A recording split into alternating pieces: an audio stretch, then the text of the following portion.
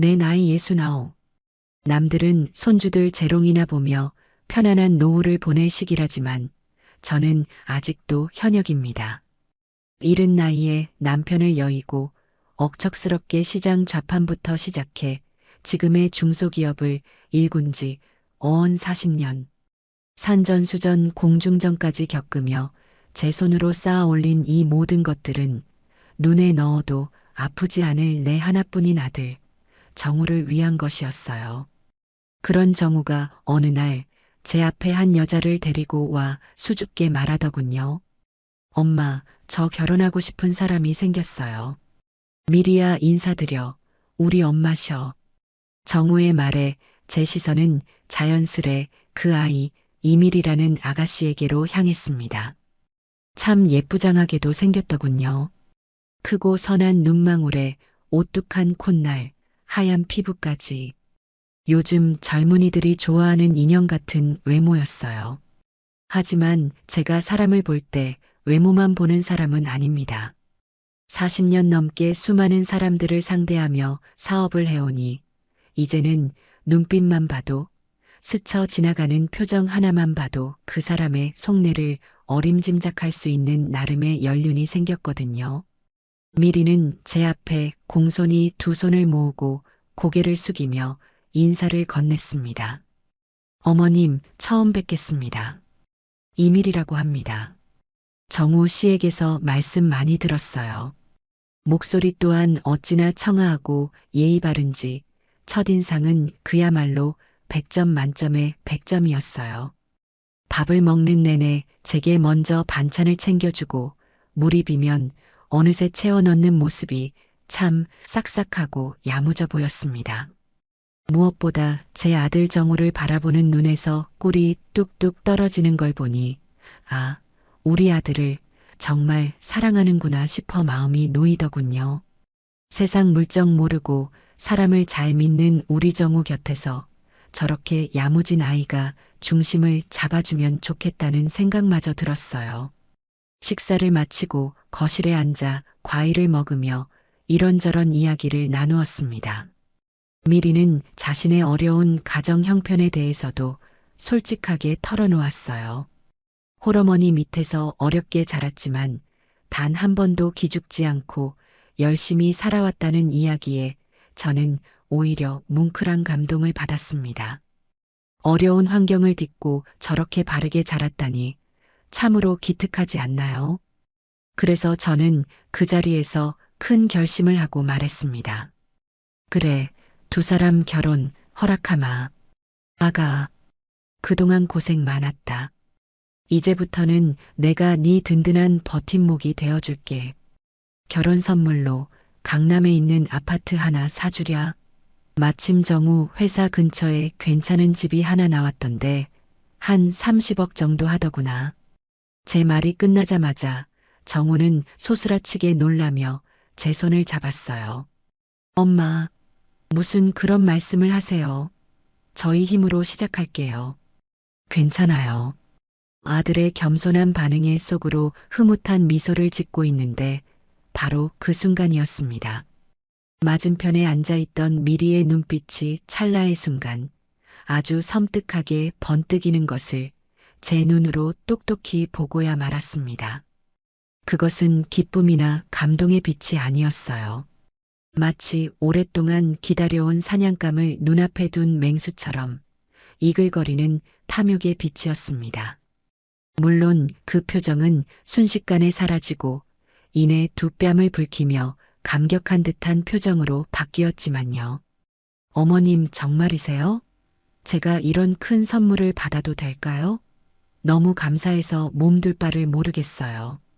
눈가에 눈물을 그렁이며 말하는 모습은 누가 봐도 감동한 며느리감의 모습이었죠. 저는 애써 그 순간의 위화감을 떨쳐내려 노력했습니다. 그래, 워낙 어렵게 살았다니 오죽 기쁘면 저럴까? 내가 너무 사람을 의심하는 거겠지. 스스로를 다독이며 웃어 보였어요. 그때 마침 정우에게 회사에서 급한 전화가 걸려왔습니다. 정우는 미안하다며 잠시 서재로 자리를 옮겼어요. 거실에는 저와 미리 단둘만 남게 되었죠. 어색한 침묵을 깨고 제가 먼저 입을 열려는 순간이었습니다. 방금 전까지 감격의 눈물을 글썽이던 미리가 언제 그랬냐는 듯 눈물을 싹 닦고는 차가운 목소리로 제게 물었습니다. 어머님, 그런데 그 집 제 명의로 바로 해주시는 거 맞죠? 순간 제 귀를 의심했습니다. 방금 전까지 싹싹하고 예의 바르던 그 아이가 맞나 싶을 정도로 목소리의 온도부터 말투까지 모든 것이 180도 달라져 있었어요. 심지어 저를 바라보는 눈빛에는 아까 보았던 그 탐욕의 빛이 노골적으로 서려 있었습니다. 저는 잠시 말을 잃고 그 아이를 쳐다보았어요. 제 당황한 표정을 읽었는지 미리는 다시 생긋 웃으며 말하더군요. 물론 정우 씨와 공동 명의도 좋지만 요즘은 부부 사이에도 재산 문제는 확실히 하는 게 좋다고들 하잖아요. 어머님께서 제게 주시는 선물이니까 당연히 제 단독 명의로 해주시는 게 맞다고 생각해요. 그래야 저도 앞으로 어머님 더 잘 모시고 정우 씨 내조도 확실하게 할 수 있지 않겠어요? 그 말을 듣는 순간 머리를 한 대 세게 얻어맞은 듯한 충격이 밀려왔습니다. 아, 내가 사람을 잘못 봤구나. 가슴 한구석이 서늘해지는 기분이었어요. 방금 전까지 아들과 내 앞에서 천사처럼 웃던 그 아이의 가면이 아들이 자리를 비우자마자 이렇게 쉽게 벗겨질 줄은 꿈에도 몰랐습니다.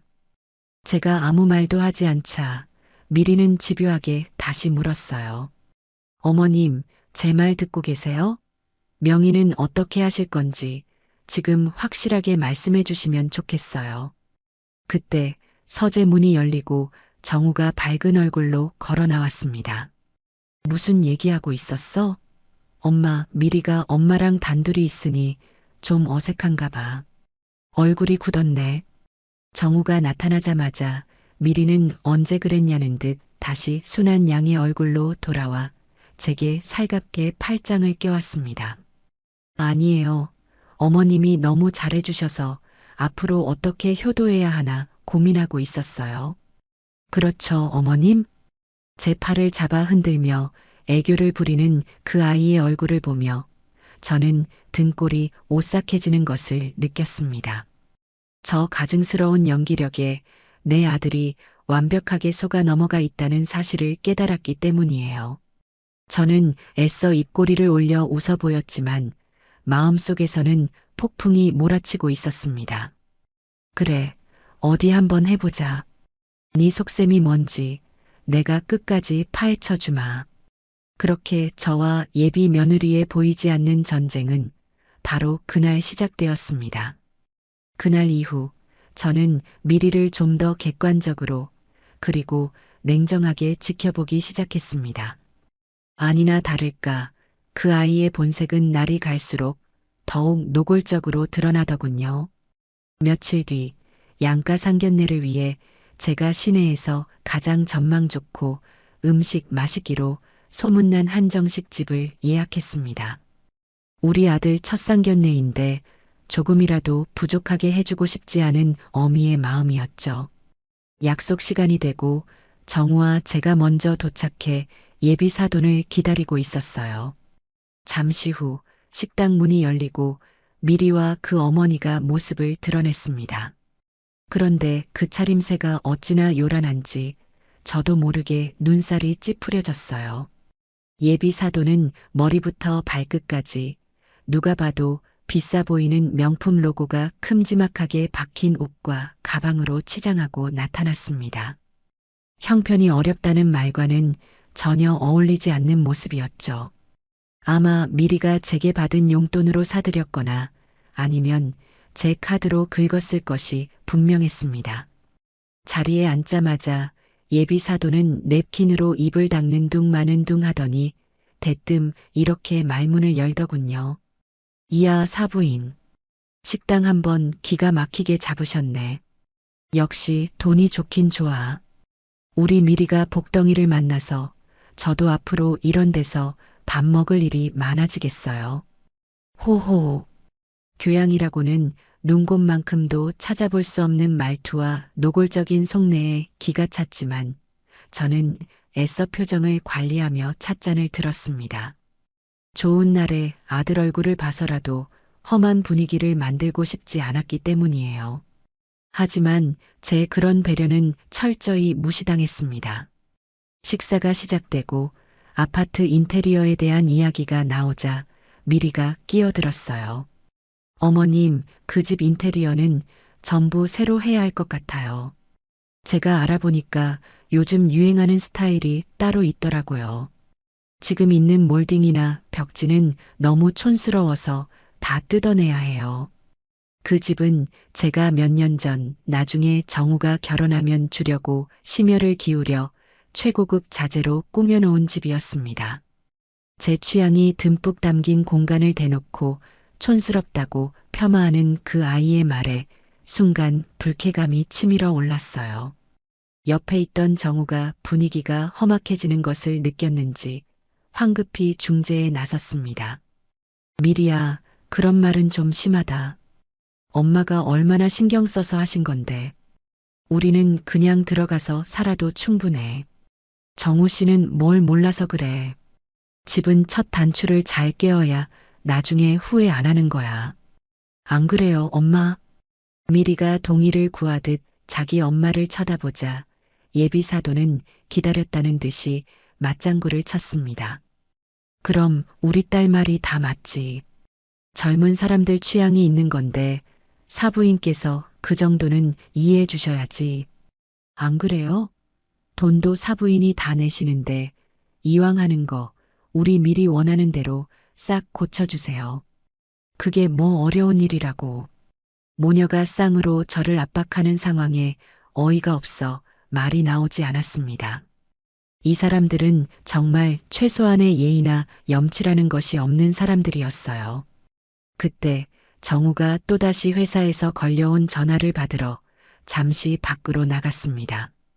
그러자 기다렸다는 듯이 예비 사돈이 몸을 앞으로 쭉 내밀며 제게 속삭이듯 말하더군요.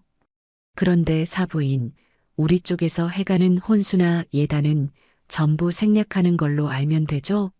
우리 형편 뻔히 아시면서 그런 거 바라시는 건 아니잖아요. 설마 딸 자식 팔아먹는 집안이라고 욕하시려는 건 아니죠?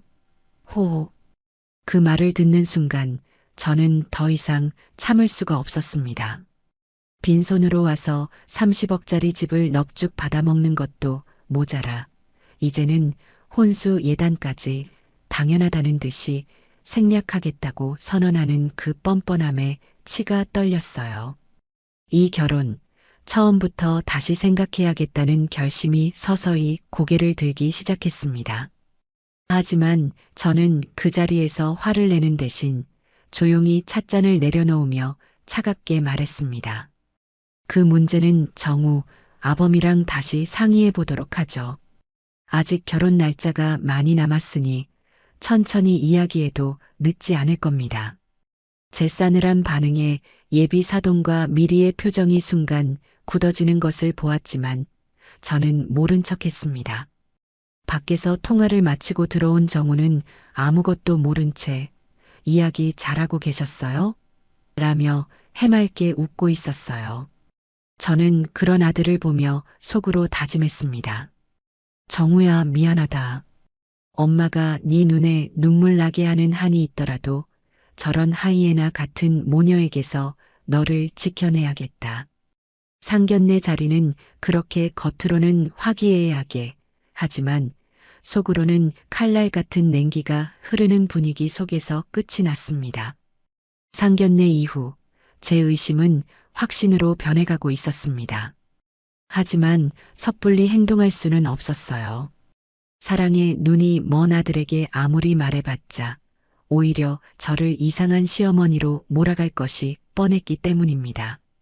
그래서 저는 조용히 증거를 모으기 시작했습니다. 세상에 비밀은 없다고 하던가요? 미리의 실체는 생각보다 훨씬 더 쉽게 드러나기 시작했어요. 어느 날 밤 잠이 오지 않아 소파에 앉아 무심코 태블릿 PC를 보다가 문득 미리의 SNS 계정이 궁금해졌습니다. 요즘 젊은이들은 SNS에 자신의 일상을 다 공유한다고 하잖아요. 혹시나 하는 마음에 아들 계정을 통해 미리의 계정을 찾아 들어갔습니다. 계정은 온통 명품과 값비싼 레스토랑 사진으로 도배되어 있었어요. 그런데 유독 제 눈에 거슬리는 게시물이 하나 있었습니다. 얼마 전 제가 백화점에 데려가서 사준 명품 가방을 들고 찍은 사진이었어요. 문제는 사진과 함께 올린 글과 해시태그였습니다. 우리 어머님 클라스, 이 정도는 가볍게 척척 사주심. 해시태그 시어머니 찬스, 해시태그 이 정도는 받아줘야지. 해시태그 며느리 사랑은 시어머니, 해시태그 잘 쓸게요. 라는 글을 보는 순간 온몸에 소름이 돋았습니다. 제가 아들을 생각하며 베푼 호의를 그 아이는 마치 당연히 받아야 할 권리이자 전리품처럼 여기고 있었던 거예요. 찬스라니요. 기가 막혀서 헛웃음이 나왔습니다. 그뿐만이 아니었어요. 아파트명에 이전을 해달라는 그 아이의 성화는 날이 갈수록 심해졌습니다. 매일같이 전화해서는 어머님, 세금 문제도 있고 하니 하루라도 빨리 제 앞으로 명의를 돌려주시는 게 좋아요라며 저를 닥달했어요. 저는 결혼식이 끝나고 생각해보자. 뭐가 그리 급하니라며 계속해서 선을 그었습니다. 그러자 며칠 뒤 이상한 일이 벌어졌어요. 매일 아침 저녁으로 하던 아들의 전화가 뚝 끊긴 겁니다. 불안한 마음에 제가 먼저 전화를 걸자 아들은 아주 차가운 목소리로 전화를 받더군요. 왜요, 엄마? 정우야, 무슨 일 있니? 왜 이렇게 연락이 없어? 엄마가 더 잘 알잖아요. 도대체 미리한테 왜 그렇게 차갑게 대하세요? 사람이 어떻게 그렇게 이랬다 저랬다 할 수가 있어요? 아들의 날 선 목소리에 가슴이 철렁 내려앉았습니다. 이간질을 시작했구나. 직감할 수 있었어요. 내가 뭘 어쨌다고 그러니. 나는 그냥 결혼 후에 천천히 하자고 했을 뿐이다. 그게 왜 천천히 해야 하는 일인데요? 엄마가 우리 결혼 선물로 주신다고 약속하셨잖아요. 그런데 이제 와서 말을 바꾸시면 미리가 얼마나 상처받겠어요. 가난한 게 죄는 아니잖아요. 왜 자꾸 사람 자존심을 건드리세요? 아들이 제게 소리치듯 따지는 것은 태어나서 처음 있는 일이었습니다. 저는 순간 말문이 막혔어요. 제가 알던 착하고 순한 아들이 아니었습니다. 완전히 미리의 말에 세뇌되어 저를 의심하고 원망하고 있었어요. 그 아이의 말이 제 아들에게 얼마나 큰 영향을 미치는지 깨닫는 순간 정신이 번쩍 들었습니다. 더 이상 망설일 시간이 없었어요. 이대로 가다가는 아들마저 잃게 될 것 같았습니다.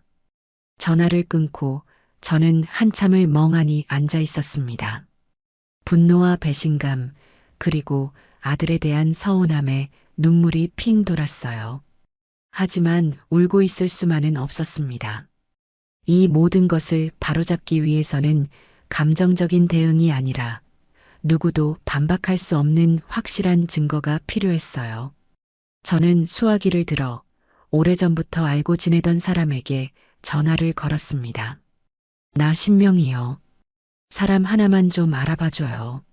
아주 조용하고 확실하게. 그날 밤 저는 결심했습니다. 제 아들의 인생을 망치려는 저 사악한 꽃뱀에게서 제 아들과 제 재산을 모두 지켜내겠다고. 그리고 그 대가를 반드시 아주 혹독하게 치르게 해주겠다고 말입니다. 제가 믿을 만한 사람에게 조용히 뒷조사를 의뢰하고 며칠이 지나지 않아 여기저기서 미린의 집안에 대한 소문들이 들려오기 시작했습니다. 세상은 생각보다 좁고 비밀은 오래가지 못하는 법이더군요. 특히 돈과 관련된 소문은 날개라도 달린 듯 순식간에 퍼져나갔습니다. 가장 먼저 소식을 전해온 것은 제가 오랫동안 거래해온 부동산 사장이었어요. 그분과 차를 한 잔 마시는데 조심스럽게 입을 열더군요. 회장님, 혹시 아드님 결혼 상대가 이밀이라는 아가씨 맞습니까? 어머, 그걸 어떻게 아셨어요? 요즘 이 바닥에 소문이 파다합니다. 그 아가씨 어머니가 동네방네 다니면서 우리 딸이 강남 30억짜리 아파트로 시집 간다고 사돈이 현금 부자라고 떠들고 다닌답니다. 벌써부터 그걸 담보로 주변 사람들한테 돈까지 빌리고 다닌다는 말도 있고요. 그 말을 듣는 순간 얼굴이 화끈거려 견딜 수가 없었습니다. 아직 결혼식 날짜도 잡지 않았는데 벌써부터 제 아들과 저를 팔아 돈을 빌리고 다닌다니요. 그 탐욕과 뻔뻔함의 끝은 어디일까요? 저는 부동산 사장에게 고맙다고 말하며 혹시 더 들리는 소문이 있으면 바로 연락해달라고 부탁했습니다. 불길한 소문은 거기서 그치지 않았어요. 며칠 뒤 제가 후원하는 보육원 원장님에게서 연락이 왔습니다. 그분 조카가 다니는 회사가 있는데 우연히도 미리가 예전에 잠시 다녔던 곳이라고 하더군요. 원장님은 혹시나 제가 상처받을까봐 아주 조심스럽게 이야기를 꺼냈습니다. 회장님, 괜한 말씀을 드리는 건 아닌지 모르겠습니다만 그 이밀이라는 아가씨에 대한 평판이 썩 좋지가 않습니다. 회사 다닐 때도 여러 남자 직원들에게 일부러 접근해서 고가의 선물을 받아내고 더 좋은 조건의 남자가 나타나면 가차없이 갈아탔다는 소문이 파다했다고 합니다. 심지어 회사 비품을 몰래 빼돌리다가 걸려서 불미스럽게 퇴사했다는 말도 있고요. 물론 소문은 소문일 뿐 100% 신뢰할 수는 없었습니다. 하지만 아무런 근거 없이 그런 이야기들이 계속해서 들려오는 것은 분명 정상이 아니었어요. 제 마음속 의심의 씨앗은 이제 거대한 나무가 되어 제 마음을 온통 뒤덮고 있었습니다. 그러던 중 뒷조사를 맡았던 사람에게서 중간 보고가 들어왔습니다. 그는 몇 장의 서류와 사진을 제 앞에 내려놓으며 말했어요. 아직 결정적인 증거는 잡지 못했습니다. 하지만 몇 가지 의심스러운 정황들이 포착되었습니다. 이미리 씨는 회장님 아드님을 만나기 직전까지 소위 부잣집 아들들과 여러 차례 선을 본 것으로 확인됩니다. 이건 당시 주선자였던 사람의 증언입니다. 서류에는 이미리가 만났던 남자들의 신상과 그들과의 관계가 간략하게 정리되어 있었어요. 하나같이 재력이 상당한 집안의 자제들이었습니다. 그리고 대부분 몇 번의 만남 이후 이미리가 먼저 연락을 끊는 방식으로 관계가 정리되었다고 적혀 있었어요. 아마 여러 남자들을 동시에 저울질했던 것으로 보입니다. 그러다가 조건이 가장 좋았던 김정우 씨를 최종 타겟으로 정한 것이 아닌가 조심스럽게 추측해 봅니다. 그의 말을 듣는 내내 온몸의 피가 차갑게 식는 것 같았습니다. 내 아들이, 내 순진한 아들이 사랑이라고 믿었던 모든 것이 사실은 저 아이가 짜놓은 거대한 사기극의 일부였다는 생각이 들자 참을 수 없는 분노가 치밀어 올랐어요. 하지만 아직은 때가 아니었습니다. 심증만으로는 부족했어요. 저들의 가면을 완벽하게 벗겨내기 위해서는 누구도 부정할 수 없는 물적 증거가 필요했습니다. 저는 조사원에게 돈은 얼마가 들어도 좋으니 그 아이가 자신의 속내를 직접 드러내는 결정적인 증거를 잡아오라고 지시했습니다.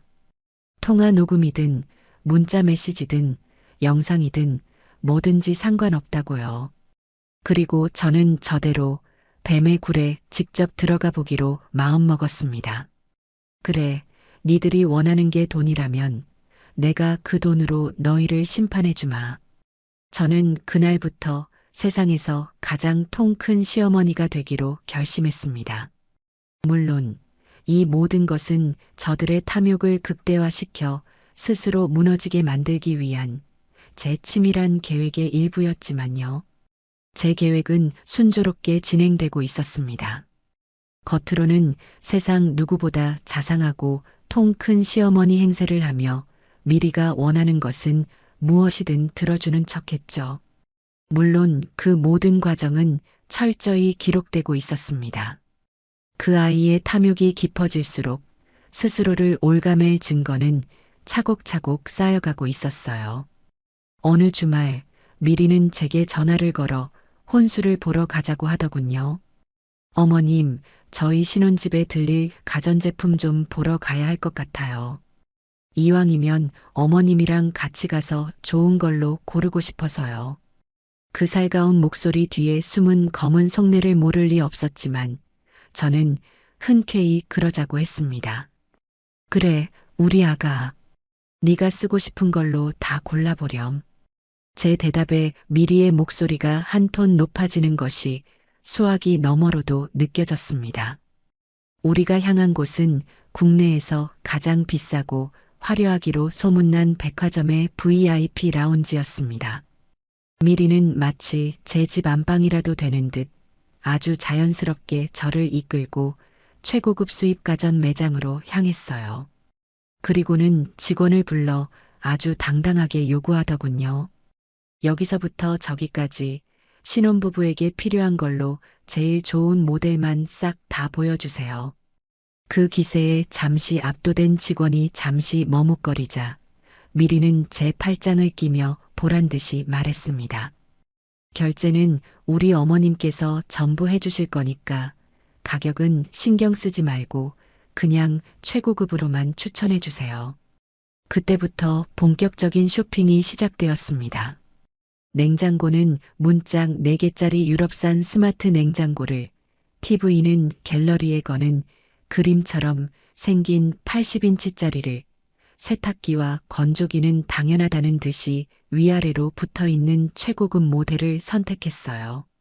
심지어 커피 머신, 공기청정기, 와인셀러, 스타일러까지. 그 아이의 손가락이 가리키는 것들은 하나같이 수천만 원을 호가하는 제품들이었습니다. 옆에서 지켜보던 정우가 보다 못해 조심스럽게 말렸어요. 미리야, 이건 너무 비싸다. 우리한테 이렇게까지 좋은 건 필요 없잖아. 좀 더 합리적인 걸로 고르자. 그러자 미리는 기다렸다는 듯이 정우를 쏘아붙였습니다. 정우 씨는 정말 뭘 모른다. 우리가 앞으로 어떤 수준으로 살아야 하는 사람들인데 이런 혼수 하나하나가 다 우리 급을 보여주는 거야. 안 그래요, 어머님? 저에게 동의를 구하는 그 아이의 얼굴을 보며 저는 속으로 쓴웃음을 삼켰습니다. 그래, 네 급을 아주 잘 알겠다. 저는 겉으로는 인자한 미소를 지으며 대답했죠. 우리 아가 말이 맞다. 이왕 하는 거 남들 보기에도 부끄럽지 않게 최고급으로 해야지. 정우, 너는 가만히 있거라. 이건 내가 미리에게 주는 선물이니 아가 마음에 드는 걸로 다 고르게 해. 제 허락이 떨어지자 미리의 얼굴에는 숨길 수 없는 희색이 만연했습니다. 그 아이는 정말 신이 나서 매장을 휘젓고 다녔어요.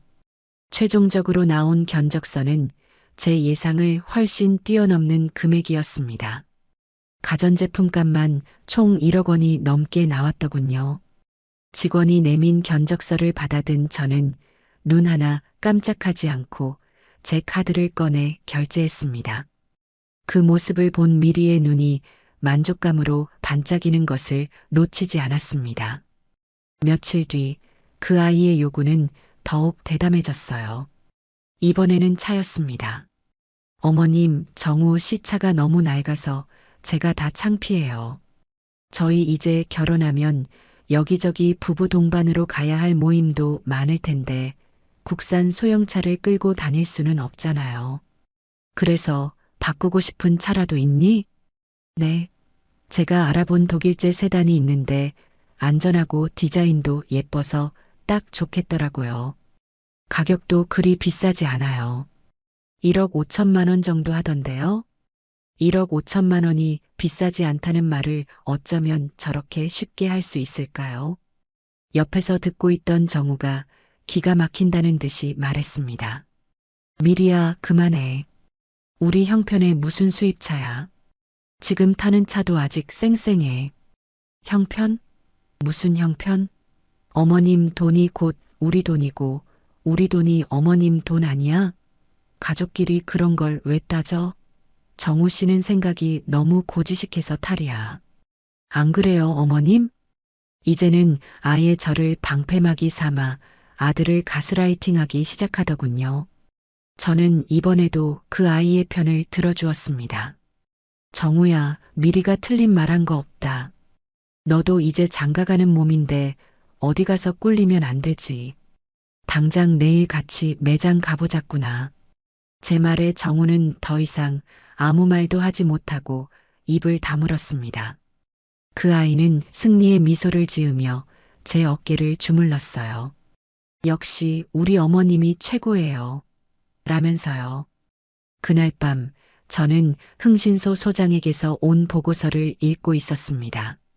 그 내용은 제 심장을 얼어붙게 만들기에 충분했어요. 보고서에는 미리가 정우를 만나기 전 교제했던 남자들의 리스트와 함께 그 아이가 친구와 나눈 SNS 메시지 일부가 복원되어 있었습니다. 내가 지금 만나는 남자들 리스트야. 1번은 아버지가 병원장, 2번은 중견기업 외아들, 3번은 엄마가 현금 부자. 너라면 누굴 고를래? 당연히 3번이지. 사업하는 사람 돈이 진짜 알짜배기야. 그치? 나도 그렇게 생각해. 김정우, 사람은 좀 멍청한데 엄마 돈이 많아서 괜찮아. 일단 얘로 정했다. 보고서를 읽는 제 손이 부들부들 떨렸습니다. 제 아들이, 그 순에 빠진 제 아들이 저들의 저울질에 올라간 한낱 상품에 불과했다는 사실에 피가 거꾸로 솟는 것 같았어요. 사랑? 처음부터 그런 건 존재하지도 않았던 겁니다. 오직 돈을 목적으로 치밀하게 계획된 접근이었던 거죠. 저는 보고서를 조용히 서류 봉투에 다시 넣었습니다. 이제 함정을 팔 시간이었어요. 저 교활한 뱀이 제 발로 기어들어와 스스로 목을 조르게 만들 아주 깊고 어두운 함정을 말입니다. 작전은 며칠 뒤 저녁 식사 자리에서 시작되었습니다. 저는 일부러 평소보다 더 어둡고 수심이 가득한 표정으로 아들과 미리를 맞이했어요. 제 안색이 좋지 않은 것을 눈치챈 정우가 걱정스럽게 물었습니다. 엄마, 어디 안 좋으세요? 얼굴이 왜 이렇게 어두우세요? 저는 기다렸다는 듯이 마른 입술을 억지로 떼며 힘겹게 말했습니다. 아니다, 괜찮다. 그냥 요즘 회사 일이 좀 복잡해서 그런다. 제 대답에 미리의 눈이 순간 반짝 빛났습니다. 돈 냄새를 맡는 데는 천부적인 재능이 있는 아이였죠. 그 아이는 걱정스럽다는 듯한 표정을 지으며 제게 다가와 앉았습니다. 어머님, 무슨 일 있으세요? 저한테는 편하게 말씀하셔도 괜찮아요. 이제 곧 가족이 될 사이잖아요. 저는 그 말을 기다렸다는 듯 아주 큰 한숨을 내쉬며 준비해둔 거짓말을 늘어놓기 시작했습니다. 사실은 내가 이번에 크게 투자한 사업이 하나 있는데 그게 잘못될 것 같구나. 계약이 엎어질 위기라 지금 회사 자금 사정이 아주 좋지가 않다. 최악의 경우에는 부도까지 생각해야 할지도 몰라. 제 말이 떨어지자마자 거실의 공기가 순간 싸늘하게 얼어붙었습니다. 정우는 자리에서 벌떡 일어나며 소리쳤어요. 엄마, 그게 무슨 말씀이세요? 부도라니요. 하지만 미리는 정우와는 전혀 다른 반응을 보였습니다. 그 아이의 얼굴에서 핏기가 싹 가시는 것이 보였어요. 입가에 걸려있던 상냥한 미소는 온데간데 없이 사라지고 차갑고 계산적인 표정만이 남아 있었습니다. 저는 쐐기를 받기로 했습니다. 그래서 말인데 정우야, 미리 아가. 정말 미안하게 됐다. 너희 결혼 선물로 약속했던 강남 30억 아파트는 아무래도 무리일 것 같구나. 대신 내가 어떻게든 돈을 마련해서 강북 쪽에 있는 10억짜리 아파트는 해줄 수 있을 것 같다. 정말 미안하다. 그 말을 하는 순간이었습니다. 방금 전까지 제 걱정을 하는 척하던 미리가 자리에서 벌떡 일어나며 이성을 잃고 소리쳤습니다. 지금 장난하세요? 부도요? 10억짜리 아파트요? 어머님, 약속은 지키셔야죠. 제가 그 집만 믿고 혼수도 전부 거기에 맞춰서 골랐는데 이제 와서 이러시면 어떡해요? 그 아이의 입에서 나온 첫마디는 제 사업이나 건강에 대한 걱정이 아니었습니다. 오직 자신의 손에 들어오기로 되어 있었던 30억짜리 아파트에 대한 것이었어요. 아들 정우조차 그 모습에 충격을 받은 듯 미리야, 지금 엄마가 얼마나 힘드신데 그런 말을이라며 말끝을 흐렸습니다. 하지만 한번 가면이 벗겨진 그 아이는 멈추지 않았어요.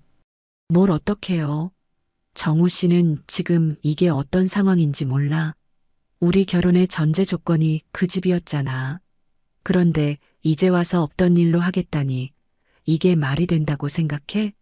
이건 사기야, 사기 결혼이라고. 결혼의 전제 조건이라는 말에 제 심장이 쿵 내려앉는 것 같았습니다. 스스로 자신의 속내를 전부 실토하고 있었던 거예요. 저는 차가운 눈으로 그 아이를 바라보며 말했습니다. 아가, 말이 너무 심하구나.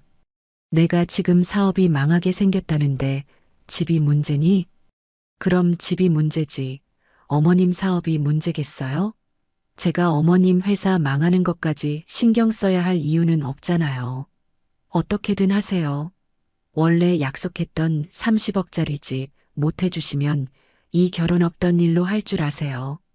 자신의 본심을 폭포수처럼 쏟아내던 미리는 자기가 너무 흥분했다는 사실을 뒤늦게 깨달았는지 황급히 입을 다물었습니다. 하지만 이미 엎질러진 물이었어요.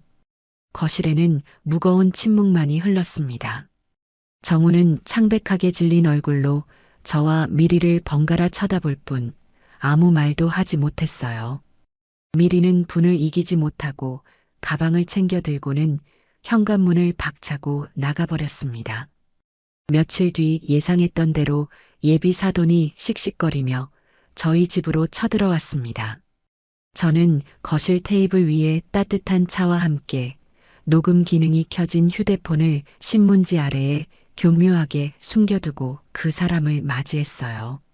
사부인, 이게 도대체 어떻게 된 일입니까? 아니, 사람을 뭘로 보고 이렇게 간을 보세요? 이 결혼, 처음부터 없고 싶어서 일부러 쉬하시는 거죠? 다짜고짜 소파에 주저앉은 예비 사돈은 시장 바닥에서나 들을 법한 거친 말을 쏟아내기 시작했습니다. 우리 순진한 딸내미 강남 아파트 사준다는 말에 홀랑 넘어가서 마음 다 준 거 모르세요? 그런데 이제 와서 사업이 망했네, 돈이 없네, 그런 씨알도 안 먹히는 거짓말을 하시면 저희가 아, 그러세요 하고 물러날 줄 아셨어요? 저는 조용히 찻잔을 들어 한 모금 마시고는 최대한 불쌍한 표정을 지으며 말했습니다. 안사돈, 정말 죄송하게 됐습니다. 사람 일이 한치 앞을 모른다더니 제가 이렇게 될 줄 누가 알았겠습니까? 하지만 제 사정도 좀 봐주셔야지요. 사정? 무슨 사정요? 사부인 사정 때문에 우리 딸 인생을 망치겠다는 거예요? 절대 안 되지.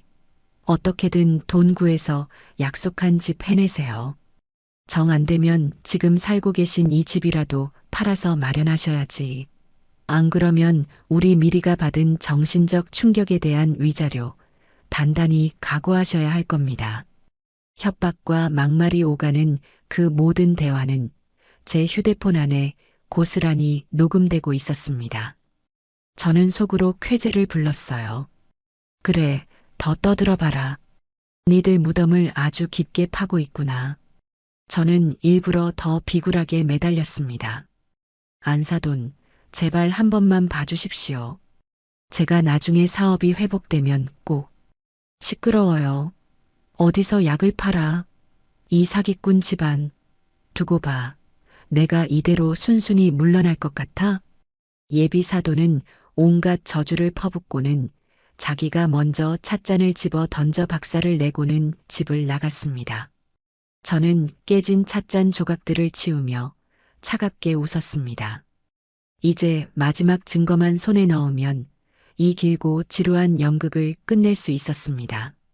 함정 수사를 통해 미리 모녀의 민낯을 확인한 저는 마지막 결정타를 준비했습니다.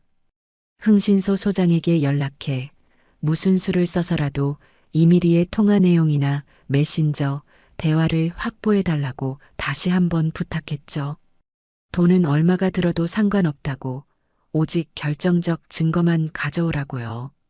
그리고 며칠 뒤 소장에게서 다급한 연락을 받았습니다. 회장님, 드디어 잡았습니다.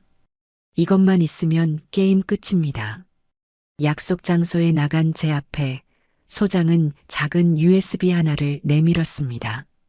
그 안에는 제 상상을 초월하는 끔찍한 내용들이 담겨 있었어요. 가장 먼저 확인한 것은 미리가 제일 친한 친구와 나눈 모바일 메신저 대화 내용이었습니다. 제 아들 정우에 대한 이야기가 나오자 그 아이는 서슴없이 제 아들을 조롱하고 비하하고 있었어요. 야, 김정우는 진짜 완전 물소야, 물소. 내가 하자는 대로 다 하고 우리 엄마 말 한마디면 껌뻑 죽는다니까. 대박. 너 진짜 제대로 잡았다. 그럼 그 집 명의는 너 앞으로 받는 거야? 당연하지. 지금 그것 때문에 시어머니랑 밀당 중이야. 근데 그 늙은 여우도 보통이 아니라서 쉽지가 않네. 결혼 전에 무조건 받아내야지. 만약에 안 해주면 어떡해?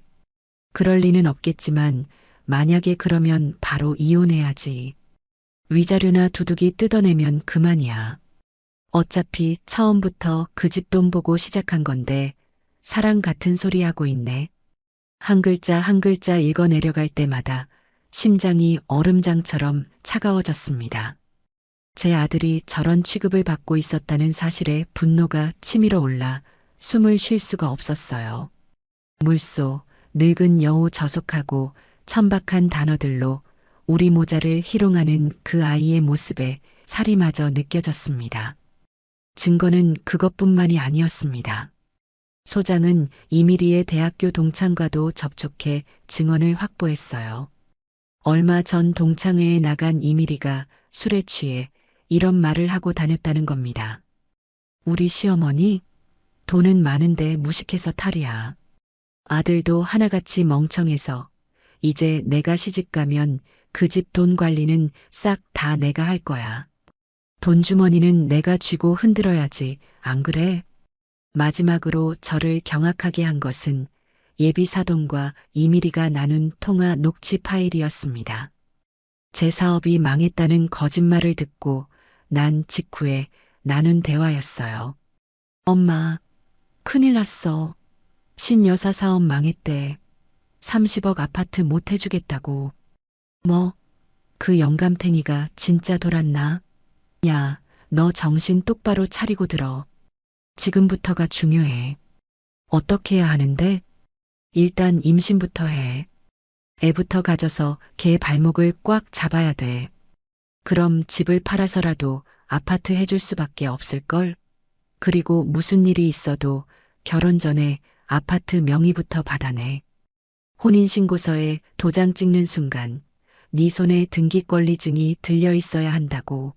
알았어? 그 끔찍한 대화를 듣는 순간 저는 이 모녀가 인간이 아니라 악마라는 것을 확신했습니다. 단순히 돈을 밝히는 수준을 넘어 제 아들의 인생을 담보로 사기를 치고 심지어 아직 태어나지도 않은 아이까지 협상의 도구로 이용하려는 저들의 잔인함에 온몸이 떨렸어요. 이 정도 증거라면 사랑에 눈이 먼 제 아들도 더 이상 현실을 부정할 수는 없을 겁니다. 저는 USB를 손에 꽉 쥐었습니다.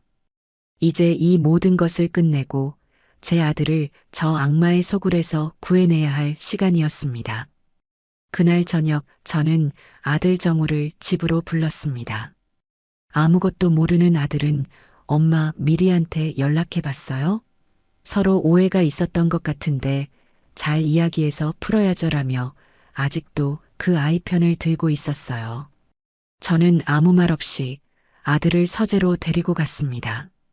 그리고 굳게 닫힌 문 앞에서 단호하게 말했죠.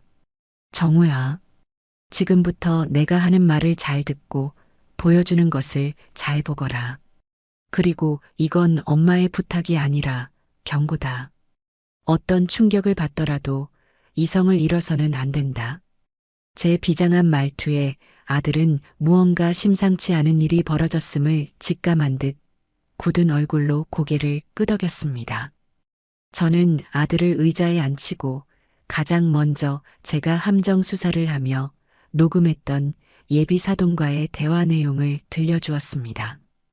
이 집이라도 팔아서 마련하셔야지. 안 그러면 위자료 단단히 각오하셔야 할 겁니다. 막말과 협박이 가득한 목소리가 서재에 울려 퍼지자 아들의 얼굴이 하얗게 질리기 시작했어요. 엄마, 이게 어떻게 된 거예요?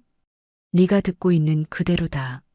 내가 사업이 망했다고 거짓말을 하자 저 사람들이 보인 반응이야. 아들은 믿을 수 없다는 듯 고개를 저었습니다. 아니에요. 뭔가 오해가 있었을 거예요. 어머니가 갑자기 그런 말씀을 하시니 놀라서 그러셨겠죠. 미리는 그런 사람 아니에요. 미리 어머니도요. 현실을 부정하는 아들의 모습이 안타까웠지만 저는 여기서 멈출 수 없었습니다. 저는 다음으로 이미리가 동창회에서 했던 말들을 정리한 증언 보고서를 아들 앞에 내밀었어요. 시어머니는 무식하고 아들은 멍청하다. 돈주머니는 내가 쥐고 흔들어야 한다는 문장들을 읽어내려가는 아들의 눈동자가 심하게 흔들리고 있었습니다. 이건 그냥 친구들끼리 하는 말일 수도 있잖아요.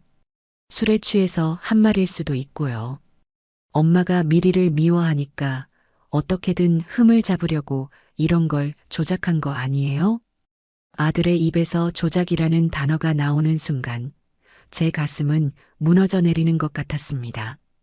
하지만 저는 눈물을 보이는 대신 가장 강력한 마지막 카드를 꺼내 들었습니다. 조작이라고? 좋다.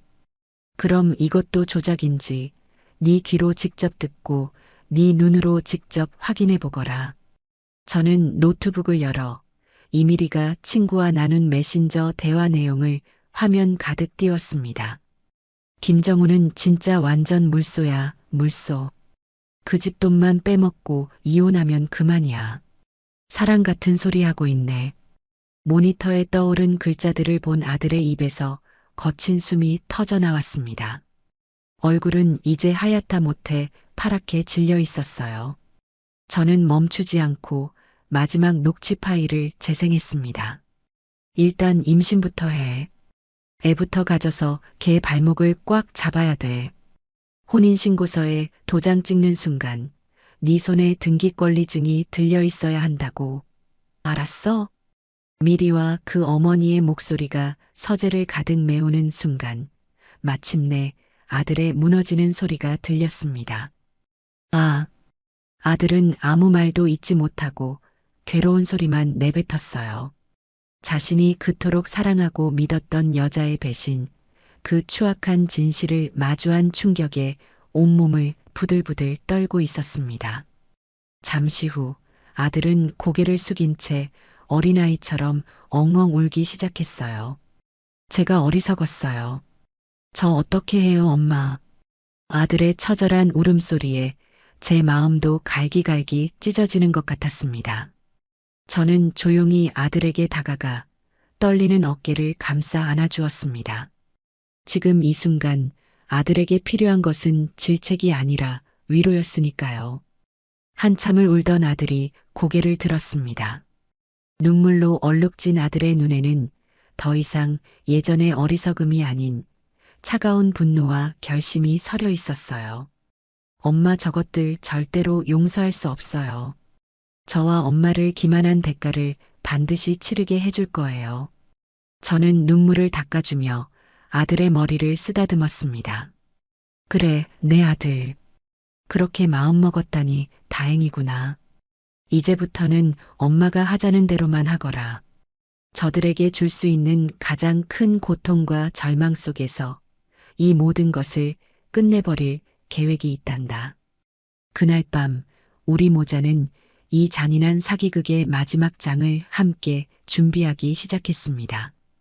결혼식 날 가장 행복해야 할 그 순간에 가장 끔찍한 나락으로 떨어뜨려 줄 아주 특별한 선물을 말이죠. 그날 이후 아들 정우와 저는 세상에서 가장 완벽한 연기자가 되어야만 했습니다. 이 지옥 같은 연극의 마지막 장을 화려하게 장식하기 위해서는 그 누구도 우리의 계획을 눈치채서는 안 되었으니까요. 특히 저 악마 같은 모녀에게는 한치의 의심도 허용해서는 안 되었습니다. 저는 다음 날 아침 일부러 잠도 제대로 못 잔 것처럼 피곤하고 미안함이 가득한 목소리를 꾸며내 미리에게 전화를 걸었어요. 아가, 나다. 어제는 내가 너무 정신이 없어서 그랬다. 괜한 소리를 해서 너한테 상처를 준 것 같아 밤새 마음이 불편하더구나.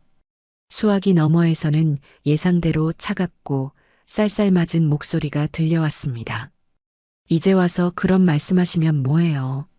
저랑 저희 엄마가 어머님 때문에 얼마나 큰 상처를 받았는데요.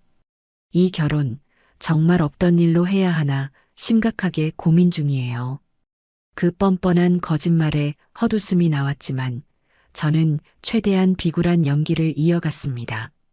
아가, 제발 그런 말은 말아다오. 다 내 잘못이다. 내가 잠시 이성을 잃었어. 회사 일은 어떻게든 내가 해결해 볼 테니 너는 아무 걱정 말고 결혼 준비나 마저 하렴. 응, 내가 다 잘못했다. 그리고 아파트도 그래. 원래 약속했던 대로 해주마. 내가 어떻게든 돈을 마련해 볼게. 그러니 제발 화 풀고, 응? 제 간절한 애원에 미리는 못 이기는 척 한숨을 내쉬며 말했습니다. 그 목소리에는 이미 승리자의 여유가 잔뜩 묻어 있었죠. 휴, 어머님이 그렇게까지 말씀하시니 어쩔 수 없네요. 저야말로 어머님이 힘드신데 너무 제 생각만 한 것 같아 죄송해요. 하지만 다시는 그런 일 없었으면 좋겠어요. 약속은 약속이니까요.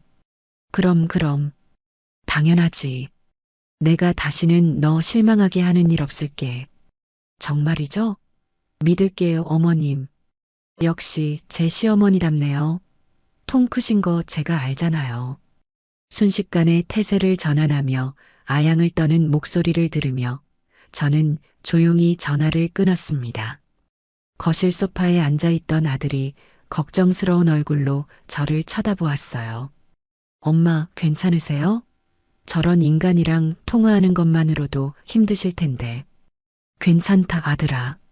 독사를 잡으려면 독사굴에 들어가야 하는 법이지.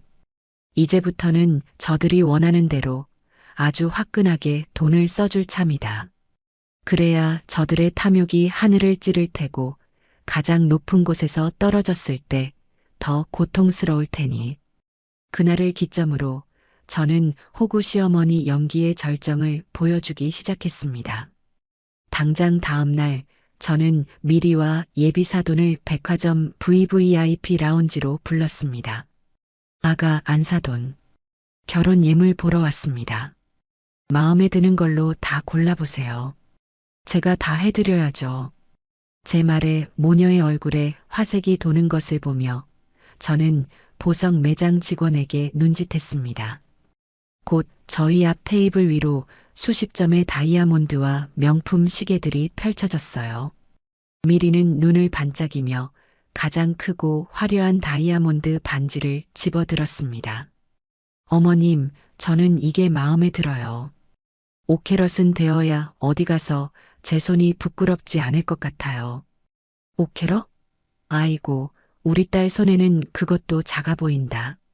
안 그래요, 사부인? 이왕 하시는 거 7캐럿짜리는 해주셔야죠. 그래야 사부인 체면도 서는 거 아니겠어요? 옆에 있던 예비 사돈이 거들자 저는 인자하게 웃으며 고개를 끄덕였습니다. 그럼요, 안사돈 말씀이 맞습니다. 우리 며느리 손인데 그 정도는 해야죠. 여기 7캐럿 다이아 반지 이걸로 주시고 정우 시계는 뭘로 할까? 정우 씨야 뭐 그냥 국산 브랜드도 괜찮은데. 미리가 겸손한 척 말하자 예비 사돈이 기다렸다는 듯이 끼어들었습니다. 얘는 말을 해도 사위도 이제 어엿한 집안의 가장인데 스위스제 명품 시계 정도는 차야지. 저기 저 금장으로 번쩍이는 거 저게 딱이네. 그렇게 그들은 1시간에 걸쳐 수억 원대의 예물을 아무런 거리낌 없이 골랐습니다. 제가 군말 없이 카드를 꺼내 결제하자 모녀는 저를 거의 신처럼 떠받들기 시작했어요. 어머님 정말 감사해요. 제가 앞으로 진짜 잘할게요. 평생 어머님 업고 다닐게요. 아이고 사부인. 제가 전생에 나라를 구했나 봅니다. 우리 사부인 같은 분을 만나다니요. 그들의 역겨운 아첨을 들으며 저는 속으로 다른 생각을 하고 있었습니다. 그래, 마음껏 즐겨라. 그 모든 것이 내일이면 니들 목을 조르는 밧줄이 될 테니. 결혼식이 일주일 앞으로 다가온 어느 날 밤, 저는 아들을 조용히 서재로 불렀습니다. 그리고 흥신소 소장에게서 건네받은 마지막 녹취 파일을 들려주었죠. 결혼식 날 하객들 앞에서 저에게 아파트 등기권리증을 받아내는 깜짝 이벤트를 계획하는 모녀의 목소리가 서재 안에 울려 퍼졌습니다. 녹음을 다 들은 아들의 얼굴이 분노로 굳어졌어요. 엄마 저것들은 정말 인간도 아니에요. 어떻게 그런 끔찍한 생각을 할 수가 있죠? 그러게나 말이다. 마지막 순간까지 우리를 기만하고 하객들 앞에서 나를 조롱거리로 만들 생각이었던 게지. 절대 용서할 수 없어요. 저들이 계획한 그 무대에서 똑같이 갚아줘야 해요. 아니, 수십 배, 수백 배로 더 처참하게 만들어야 해요. 물론이다, 아들아. 그래서 모든 준비를 마쳤다. 너는 그날 아무것도 생각하지 말고 엄마 옆에만 든든하게 서 있으면 돼. 그리고 마지막 순간에 네가 저 아이에게 날릴 가장 비참한 한마디만 준비해 두거라. 네, 엄마. 알겠습니다. 아들의 눈에는 더 이상 슬픔이나 미련이 아닌 차가운 결의만이 가득했습니다. 우리는 말없이 서로를 바라보았습니다. 피눈물을 삼키며 복수를 준비해온 시간들. 그 길고 긴 폭풍 전야가 이제 서서히 끝나가고 있었습니다. 저는 웨딩홀 영상 담당자에게 은밀하게 연락해 모든 계획을 전달했고 혹시 모를 사태에 대비한 경호원 섭외까지 마쳤습니다. 이제 주사위는 던져졌고 우리에게 남은 것은 심판의 날을 기다리는 것뿐이었습니다. 마치 우리의 마지막 결전을 축복이라도 하듯 결혼식 당일의 하늘은 티 없이 맑았습니다. 저는 새벽같이 일어나 미용실로 향했습니다. 거울에 비친 제 모습은 아들을 장가 보내는 여느 어머니처럼 한껏 설레고 기품 있어 보였어요. 미용실 원장이 제게 아첨하듯 말했습니다.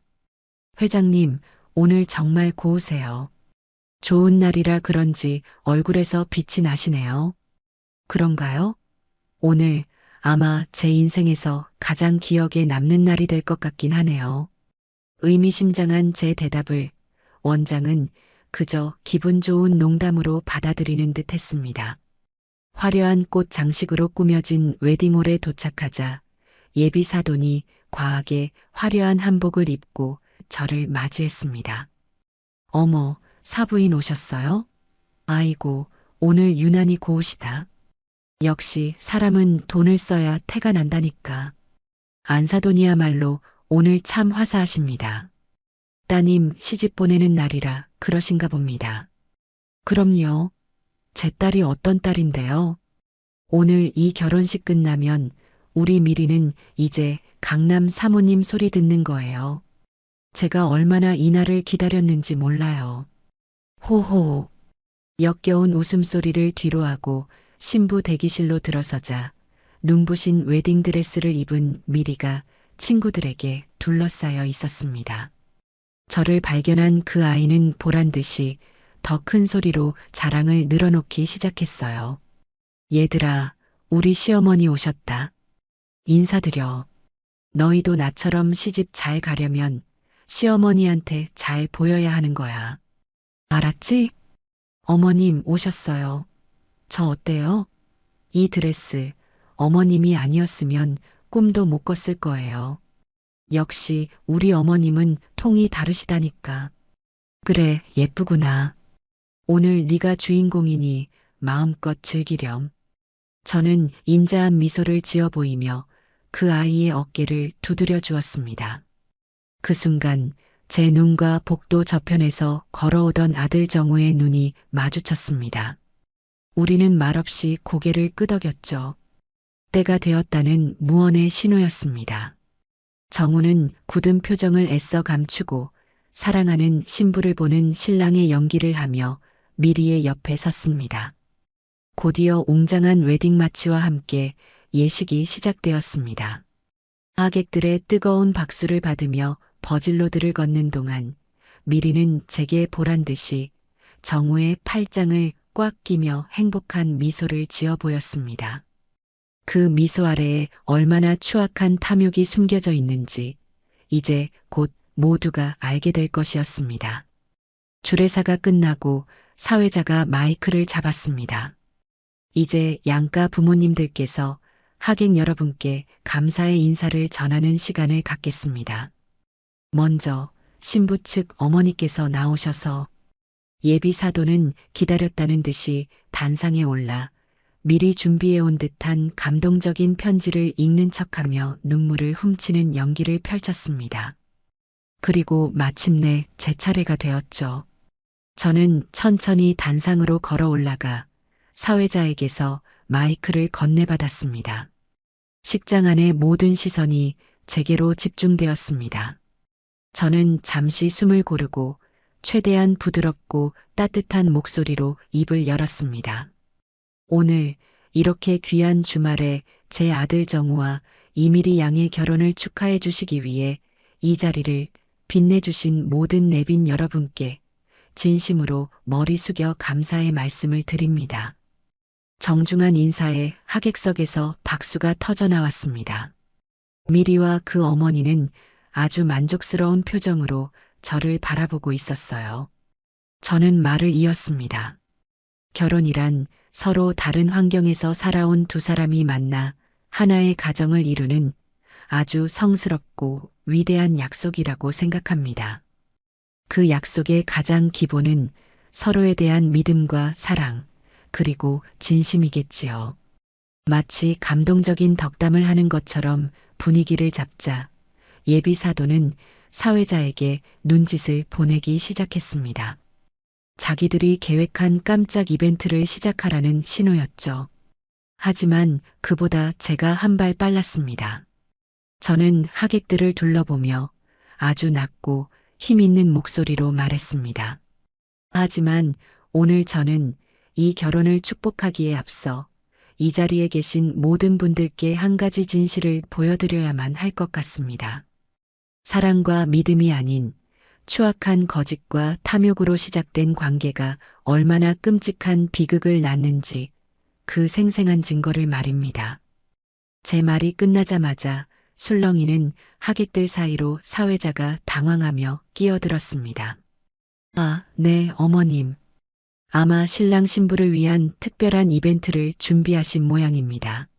자, 그럼 다 함께 스크린을 주목해 주실까요? 예비 사돈과 미리는 그것이 자기들이 계획한 이벤트의 시작이라고 철석같이 믿는 듯 기대에 찬 얼굴로 스크린을 쳐다보았습니다.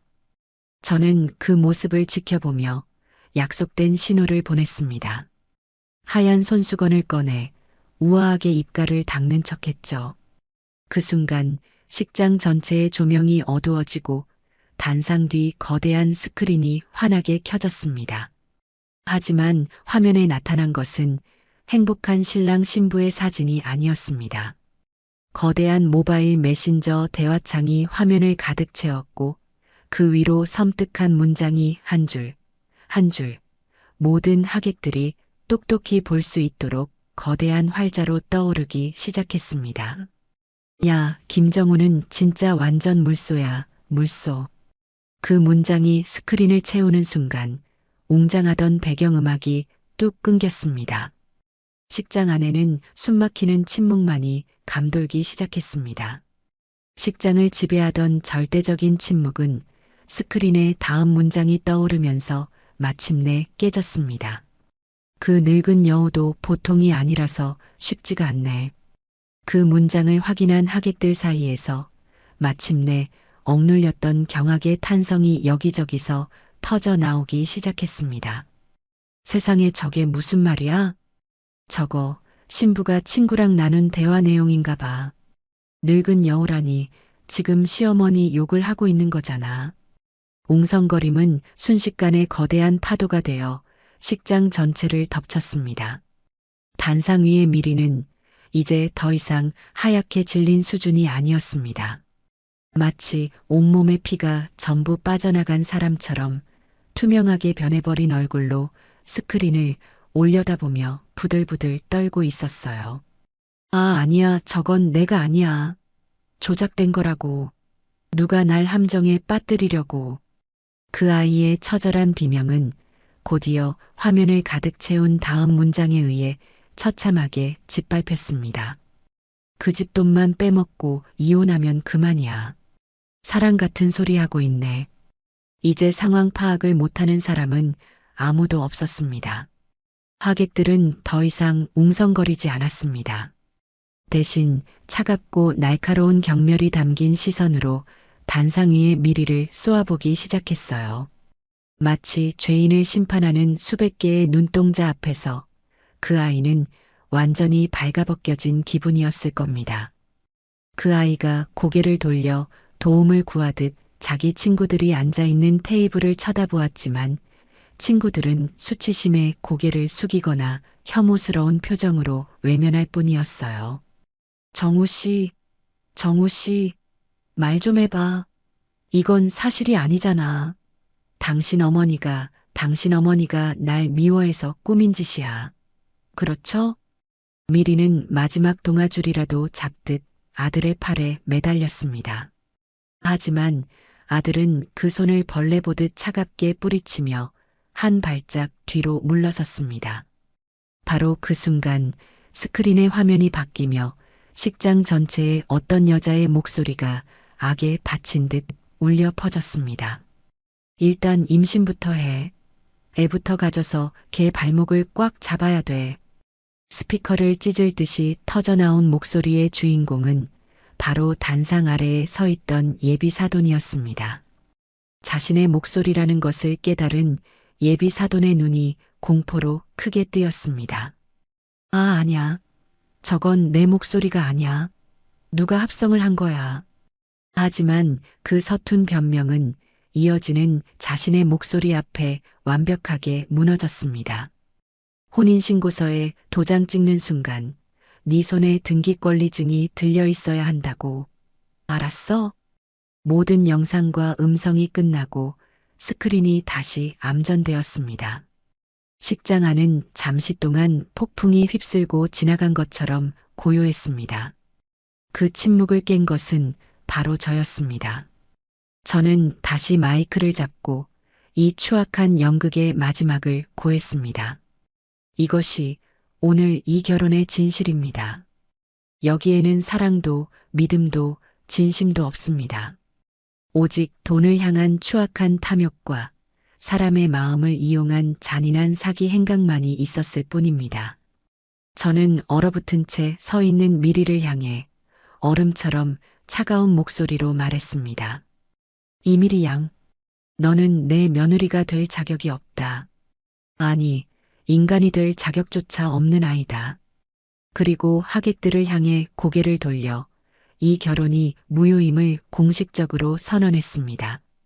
따라서 저 신명희는 지금 이 순간부로 이 결혼은 없었던 일임을 여러분 앞에서 선언합니다. 제 선언이 끝나자 제 옆에 서 있던 아들 정우가 마이크를 이어받았습니다. 아들은 증오와 경멸이 뒤섞인 눈으로 미리를 쏘아보며 준비해두었던 마지막 한마디를 내뱉었습니다. 이미리 씨, 당신 참 대단한 연기자더군요. 하지만 이제 연극은 끝났습니다. 당신이 그토록 사랑했던 건 내가 아니라 내 어머니의 돈이었고, 당신이 그토록 원했던 건 행복한 가정이 아니라 30억짜리 아파트 등기권리증 뿐이었으니까. 당신은 신부가 아니라 그냥 내 인생에 끼어들 뻔했던 역겨운 사기꾼일 뿐이야. 우리 여기서 끝냅시다. 아니, 당신 같은 사람, 내 인생에서 영원히 지워버리겠습니다. 아들의 냉정한 선고에 미리의 무너진 가면 아래로 마침내 뜨거운 눈물이 폭포수처럼 쏟아져 내렸습니다. 하지만 그 눈물은 동정이 아닌 통쾌한 조롱의 대상이 될 뿐이었습니다. 모든 진실이 폭로되고 아들의 마지막 선고까지 끝나자 단상 아래에 있던 예비 사도는 마침내 마지막 이성의 끈을 놓아버렸습니다. 으아, 이 나쁜 것들. 니들이 뭔데 내 딸 인생을 망쳐. 내가 니들 머리털을 다 뽑아버릴 거야. 그 사람은 눈이 완전히 뒤집힌 채 악기처럼 소리를 지르며 저를 향해 달려들었어요. 하객들이 비명을 지르며 흩어지는 그야말로 아수라장이었죠. 하지만 저는 눈 하나 깜짝하지 않고 그 자리에 서 있었습니다. 예비 사돈이 제 머리채를 잡아채기 위해 손을 뻗는 순간 하객들 사이에 섞여 있던 제 조카들과 경호원들이 뛰쳐나와 그 사람의 양팔을 순식간에 제압했어요. 이거 나? 이거 안 나? 이 더러운 사기꾼 집안의 개들아. 경호원들의 우람한 팔에 붙들린 예비 사도는 붙잡힌 맹수처럼 발버둥 치며 온갖 쌍소리와 저주를 퍼부었습니다. 신명이, 너 내가 이렇게 끝낼 것 같아? 내가 네 회사 찾아가서 다 뒤집어 엎고 인터넷에 네 아들하고 있었던 일 전부 다 까발릴 거야. 너희들 사회에서 매장시켜버릴 거라고. 그 추악한 모습에 남아있던 하객들마저 고개를 저으며 혀를 찼어요. 어머, 꼴 좀 봐. 저게 사람이야? 딸이나 엄마나 똑같네. 정말 구제불능이다. 단상 위에 있던 미리는 자신의 마지막 희망이었던 엄마마저 제압당하자 완전히 무너져 내렸습니다. 엄마, 안 돼. 그 아이는 엉망으로 구겨진 웨딩드레스를 붙잡고 바닥에 주저앉아 서럽게 울부짖기 시작했습니다. 내 인생 돌려내. 내 30억짜리 집, 내 강남 사모님 인생. 이대로 끝낼 수는 없어. 돌려내라고. 뉘우침이라고는 찾아볼 수 없는 오직 자신의 실패한 욕망에 대한 절규였어요. 그 모습을 지켜보던 하객들은 이제 더 이상 일말의 관심도 없다는 듯 찝찝한 표정으로 서둘러 식장을 빠져나가기 시작했습니다. 화려했던 결혼식장은 순식간에 텅 비어버렸고 값비싼 꽃 장식과 음식들만이 이 처참한 비극의 증인처럼 널브러져 있었어요. 저는 이 모든 소란의 중심에 서서 마지막으로 마이크를 잡고 단호한 목소리로 말했어요. 경호원분들 뭐합니까? 저 추악한 모녀를 이 신성한 장소에서 당장 끌어내세요. 제 명령이 떨어지자 경호원들은 한치의 망설임도 없이 행동에 나섰습니다. 싫어. 나 안 가. 여긴 내 결혼식장이란 말이야. 미리는 바닥에 주저앉아 버텼지만 경호원들은 그 아이의 양팔을 붙잡아 짐짝처럼 일으켜 세웠습니다. 그 아이는 마지막으로 아들을 향해 애원하기 시작했어요. 정우 씨, 제발 나 좀 봐줘. 내가 다 잘못했어. 내가 정말 죽을 죄를 지었어. 한 번만 딱 한 번만 용서해주면 내가 앞으로 진짜 잘할게. 응? 우리 사랑했잖아. 하지만 아들은 그 애처로운 연기에 조금도 흔들리지 않고 얼음처럼 차가운 눈으로 외면했습니다. 결국 희망이 없다는 것을 깨달은 미리의 애원은 다시 저주로 바뀌었어요. 김정우, 이 배신자, 신명희, 이 악독한 노인네, 너희들 내가 평생 저주할 거야. 지옥에나 떨어져 버려. 두 모녀는 온갖 악담과 저주를 퍼부으며 자신들이 꿈꿨던 가장 빛나는 무대에서 가장 초라하고 비참한 모습으로 질질 끌려나갔습니다. 쿵 하고 식장 문이 닫히고 나서야 지옥 같았던 소음은 마침내 끝이 났습니다. 전쟁이 끝난 폐허처럼 변해버린 텅 빈 식장. 그 한가운데에 저와 제 아들 정우만이 덩그러니 서 있었습니다. 아들은 마치 긴 꿈에서 깨어난 사람처럼 허탈한 표정으로 제게 말했어요. 엄마 다 끝났네요. 그래, 끝났다. 아주 지독했던 악몽이 끝난 게지. 제가 정말 그렇게 바보 같았을까요? 저런 여자한테 제 모든 걸 다 주려고 했다니. 아니다, 아들아. 너는 바보 같은 게 아니야. 단지 마음이 너무 착하고 순수했을 뿐이지. 그리고 그 착한 마음을 이용하려 했던 저들이 악마였을 뿐이고. 이제 다 잊어라. 그리고 다시 시작하는 거야. 저는 아들의 등을 두드리며 다독였어요. 비록 상처는 깊었지만 제 아들은 이 시련을 통해 분명 더 단단하고 현명한 사람으로 성장할 것이라 믿었습니다. 저는 엉망이 된 식장을 마지막으로 한번 둘러보고는 아들의 손을 잡고 당당하게 문을 향해 걸어 나갔어요. 새로운 시작을 위해서였습니다.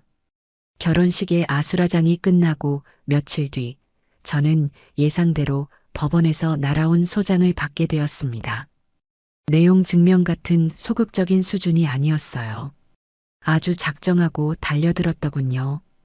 퇴근 후 서재에 앉아 소장을 꼼꼼히 읽어내려가는 제 옆으로 아들 정우가 걱정스러운 얼굴로 다가왔습니다. 엄마, 저것들이 또 무슨 짓을 한 거예요? 설마 또 찾아와서 행패라도 부린 건 아니죠?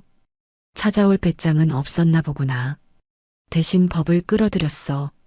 사실혼 파탄을 운운하며 우리에게 위자료를 청구했더구나. 아주 가관이야. 저는 헛웃음을 지으며 소장의 일부를 소리내어 읽었습니다.